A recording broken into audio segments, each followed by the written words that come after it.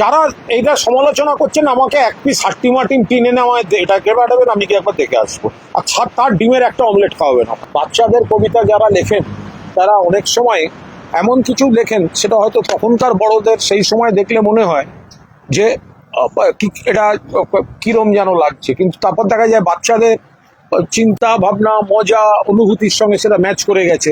হাট্টিমা team তারা মাঠে পাড়ে ডিম। এবার বুঝুন, হাট্টিমা টিম কেউ দেখেছেন? তার ডিম কেউ খেয়েছেন? তো কেউ তো লিখেছিল হাট্টিমা টিম তারা মাঠে পাড়ে ডিম, তাদের খাড়া দুটো সিং, তারা হাট্টিমা টিম। তো সুতরাং সেই সময় যদি কারোর মনে হয় থাকে হাট্টিমা টিম সেটা কোনো ইয়ে নয়।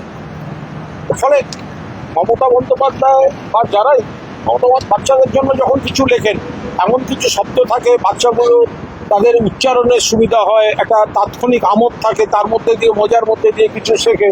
ফলে সবসময় সেগুলো যারা এইটা সমালোচনা করছেন আমাকে এক পিস হাট্টিমা টিম কিনে নেওয়া এটাকে পাঠাবেন, আমি কি একবার দেখে আসবো। আর তার ডিমের একটা অমলেট খাওয়াবেন।